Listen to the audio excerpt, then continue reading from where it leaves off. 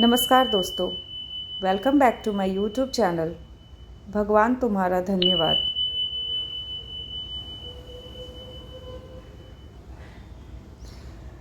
भगवान का धन्यवाद और पैसों से भरी थैली। एक व्यक्ति जो मृत्यु के करीब था, मृत्यु से पहले अपने बेटे को चांदी के सिक्कों से भरा थैला देता है और बताता है कि जब भी इस थैले से चांदी के सिक्के खत्म हो जाए तो मैं तुम्हें एक प्रार्थना बताता हूँ। उसे दोहराने से चांदी के सिक्के फिर से भरने लग जाएंगे। उसने बेटे के कान में 4 शब्दों की प्रार्थना कही और वह मर गया। अब बेटा चांदी के सिक्कों से भरा थैला पाकर आनंदित हो उठा और उसे खर्च करने में लग गया। वह थैला इतना बड़ा था कि उसे खर्च करने में कई साल बीत गए। इस बीच वह प्रार्थना भूल गया। जब थैला खत्म होने आया तब उसे याद आया कि अरे वह 4 शब्दों की प्रार्थना क्या थी। उसने बहुत याद किया, उसे याद ही नहीं आया। अब वह लोगों से पूछने लगा। पहले पड़ोसी से पूछता है कि ऐसी कोई प्रार्थना तुम जानते हो क्या जिसमें 4 शब्द हैं। पड़ोसी ने कहा, हाँ, एक 4 शब्दों की प्रार्थना मुझे मालूम है। ईश्वर मेरी मदद करो।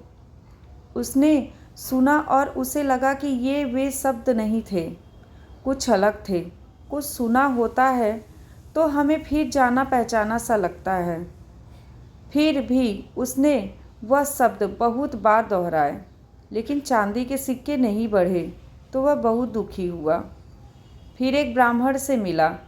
उन्होंने बताया कि ईश्वर तुम महान हो। ये 4 शब्दों की प्रार्थना हो सकती है, मगर इसके दोहराने से भी थैला नहीं भरा।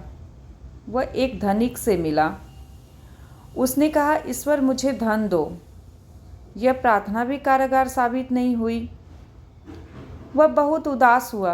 उसने सभी से मिलकर देखा, मगर उसे वह प्रार्थना नहीं मिली जो पिताजी ने बताई थी। वह उदास होकर घर में बैठा हुआ था। तब एक भिखारी साधु उसके दरवाजे पर आया। उसने कहा, सुबह से कुछ नहीं खाया, खाने के लिए कुछ हो तो दो। उस लड़के ने बचा हुआ खाना भिखारी साधु को दे दिया। उस भिखारी साधु ने खाना खाकर बर्तन वापस लौटाया और ईश्वर से प्रार्थना की, हे ईश्वर तुम्हारा धन्यवाद। अचानक वह चौंक पड़ा और चिल्लाया कि अरे यही तो वह 4 शब्द थे। उसने वे शब्द दोहराने शुरू किए, हे ईश्वर तुम्हारा धन्यवाद। और उसके सिक्के बढ़ते गए। इस तरह उसका पूरा थैला भर गया।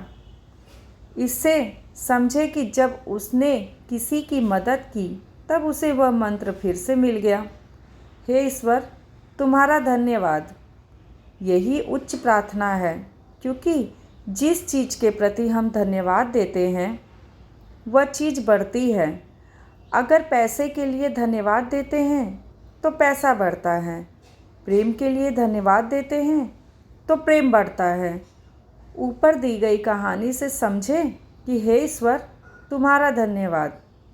ये 4 शब्द नहीं, प्रार्थना की शक्ति है।